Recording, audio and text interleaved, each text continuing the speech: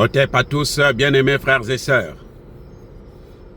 J'aimerais bien écouter encore qu'est-ce que va dire des gens comme les Linda Larbaoui. Il y a un autre là aussi, un Algérien qui passait souvent sur Afrique Média, c'est des gens que nous avons portés, nous avons donné notre confiance. Parce qu'on se disait que non, ça ce sont des Arabes différents. Mais au fond, ils sont tous les mêmes. Ils ont toujours dit, l'Algérie ne veut que le bien du Mali. Vous savez quoi? L'Algérie aujourd'hui est en train de militer au Conseil de sécurité de l'ONU pour que le Conseil de sécurité puisse donner à l'Algérie, à l'armée algérienne, de créer une zone d'interdiction. Une zone tampon, une zone d'interdiction de vol de l'armée malienne. Sur le territoire malien, comment ils sont bêtes, ils sont incroyables. Les revers qu'ils sont en train de subir à Tinzaouaten les poussent maintenant à chercher à rentrer directement en guerre contre le Mali. Et ils veulent l'aval du Conseil de sécurité de l'ONU parce que c'est le Conseil de sécurité de l'ONU qui va leur donner l'argent, bien sûr. La France l'a déjà demandé, une zone d'exclusion aérienne sur un territoire malien. Mais nous, on peut demander une zone d'exclusion aérienne à l'Élysée aussi. Pourquoi on ne demande pas ça? Puisque lui, c'est un dictateur qui est en train de prendre le pouvoir. Il ne veut pas nommer un premier ministre dans le compte de ceux qui ont gagné l'élection. Est-ce que nous, on est allé à l'ONU pour ça? C'est une affaire interne. L'Algérie s'ingère parce que l'Algérie, quand vous voyez comme ça là, il y a deux problèmes que l'Algérie a sur le dos. Le premier dossier, c'est que, on vous a déjà dit, et on va le répéter encore, l'Algérie volait le pétrole et le gaz malien. L'Algérie est devenue un grand producteur de pétrole et de gaz, en partie à cause du pétrole et du gaz malien. Maintenant qu'ils ont perdu le nord, ils ne pourront plus aller voler le pétrole au nord du Mali. Et qu'est-ce qui va se passer maintenant? La pauvreté. Maintenant, il y a un autre problème. C'est que les Américains sont en train de tenir l'Algérie par les couilles. Parce que les Américains et les Français ont reconnu la souveraineté du Maroc sur le Sahara occidental. Et c'est avec ça maintenant qu'ils font le chantage à l'Algérie. On dit à l'Algérie, tu fais la guerre au Mali et nous allons te donner le Sahara occidental. Oui. C'est tout. Tu fais la guerre, on te donne le Sahara occidental. Mais en réalité, tu fais la guerre. Après, on ne va rien te donner. On va te baiser encore. On va t'enculer. Mais comme les Aériens sont bêtes, ils n'ont jamais rien compris. Depuis 1958, le Mali là qui les a aidés à combattre la France, aujourd'hui c'est ce même Mali qui sont en train de cracher dessus. Et ils pensent que Dieu va les bénir comme ça. Non, les gars, il y a deux mondes.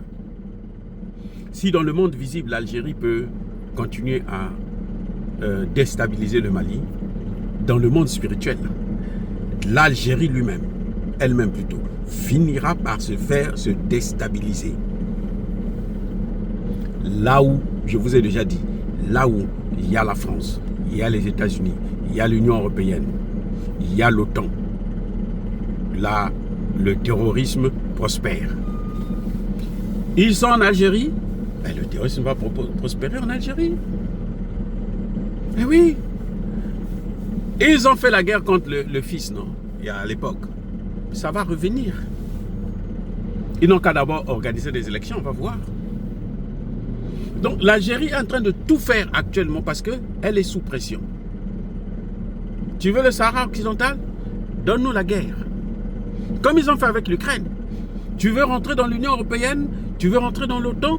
Donne-nous la guerre avec la Russie. Et où en est-on? Ils disent tu es sur la liste, mais je ne pense pas que tu rentreras. Tout ce que l'Ukraine a fait jusqu'à maintenant là, ne lui permet pas de rentrer dans l'OTAN, même pas dans l'Union européenne. Et c'est ce qu'ils sont en train de faire avec l'Algérie concernant le Sahara occidental. Donne-nous la guerre au Mali. Donne-nous la guerre contre le Sahel. On attaque le Mali, puisque si on attaque le Mali, le Niger et le Burkina vont rentrer, et nous on va faire la guerre contre le Niger, le Burkina Faso. Nous on va te donner des armes, nous on va t'équiper, ainsi de suite. Ça ne marchera pas. Parce que l'armée algérienne est équipée avec les armes russes. Les Russes savent comment il faut faire pour neutraliser cette armée-là. Les Russes le savent. Les Algériens n'auront pas le temps de former leurs gars avec l'équipement occidental. Et après ça, on va demander au Maroc de venir détruire l'armée algérienne. Et puis on reprend l'Algérie pour la recoloniser. C'est-à-dire que je ne comprends pas pourquoi ces gens sont bêtes comme ça. Ça, c'est des gens, c'est-à-dire que en fait, ils sont bêtes parce qu'ils sont racistes d'abord. Ils sont tellement racistes qu'ils ne sont plus objectifs. Ce qui compte pour eux, c'est que le noir, il faut le dominer. Donc, même si le noir, là, n'est pas dominable, il est plus fort que nous. Il est difficile, il est impossible de le dominer. Eh bien, comme c'est un noir, nous, on doit tout faire pour le faire. Et on oublie tout le reste. Parce que notre objectif, c'est d'abord le noir, là. C'est ce que l'Algérie est en train de faire. Le Mali, ce sont des noirs. Il faut les dominer. Ce sont des esclaves. On doit prendre ce qui leur appartient. Et donc, on ne réfléchit plus sur quel est notre propre avenir. Les Américains eux-mêmes ont des problèmes avec le dollar. Les sanctions, la guerre qu'ils ont créée en Ukraine, là, ben, ça est en train de tuer le dollar américain. Et quand le dollar va tomber, l'euro ne pourra pas résister. Vous le savez très bien. Vous voyez, l'Algérie n'arrive plus. Bon, je sais qu'au Conseil de sécurité, ça ne pourra pas passer. C'est la Chine qui posera son veto, la Russie posera son veto. C'est clair. Donc, je ne vois pas quel est le Conseil de sécurité qui va leur donner le droit de venir s'ingérer dans les affaires. Là où on a chassé l'ONU, vous croyez que c'est l'Algérie qui va venir. L'ONU, hein, le monde entier, ils ont été chassés du Mali. Et vous pensez que c'est l'Algérie qui va venir remplacer l'ONU. C'est l'Algérie qui va venir remplacer Barkhane. Mais cet ambassadeur-là, je crois que, je sais pas, quoi, il veut un poste de ministre des Affaires étrangères ou bien de président. Mais mon cher ami, ça ne se passe pas comme ça. Parce que le Mali là, hein, c'est l'espoir de l'Afrique. Chaque fois que vous vous attaquez aux 3 pays du Sahel, attaquez-vous aux autres pays. On ne sera pas content, c'est vrai. Mais là, les 3 là, si vous les attaquez, vous attaquez le continent africain. Vous attaquez la jeunesse africaine. Vous allez avoir la jeunesse africaine sur votre dos. Vous avez vu Doumbouya qui est en train de mettre des bases militaires. Donnez-lui quelques semaines, vous allez voir comment les Guinéens vont commencer à le chasser.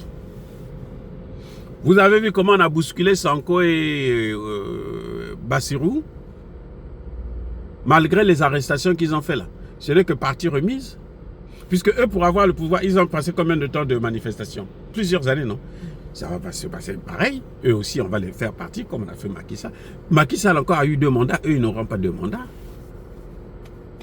C'est pour ça que vous les voyez, non? Bon, on va renégocier les accords de pétrole. Ils ne feront rien. Parce qu'on ne renégocie pas quelque chose que vous ne dénoncez pas. Oui. Quand on veut la souveraineté, là, la première des choses, c'est d'abord dénoncer. Et après, maintenant, on pourra négocier. Mais vous ne dénoncez pas, vous ne mettez pas ça à plat. Qu'est-ce que vous allez faire? Rien.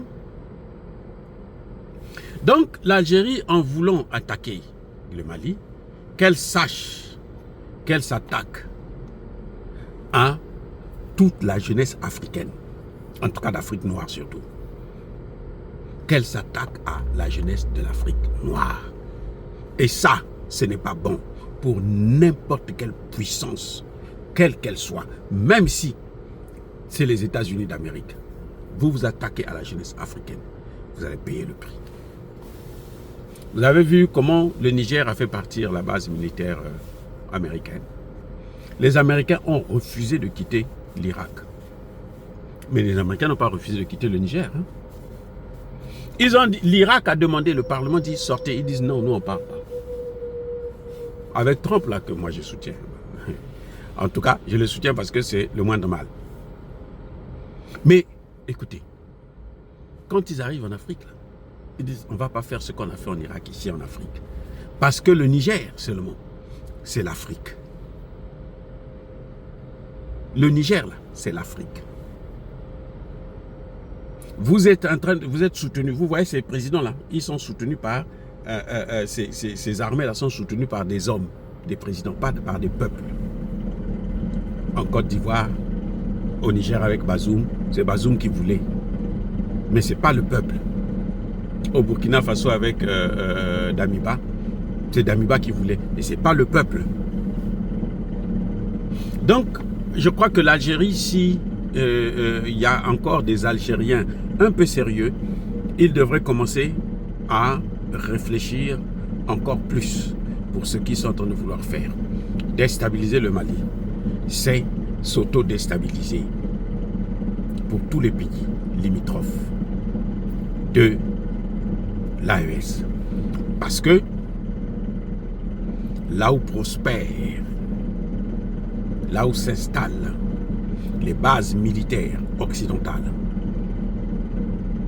prospère toujours le terrorisme. Soyez bénis, abondamment bénis par le Dieu de Kémit et par nos ancêtres angélisés.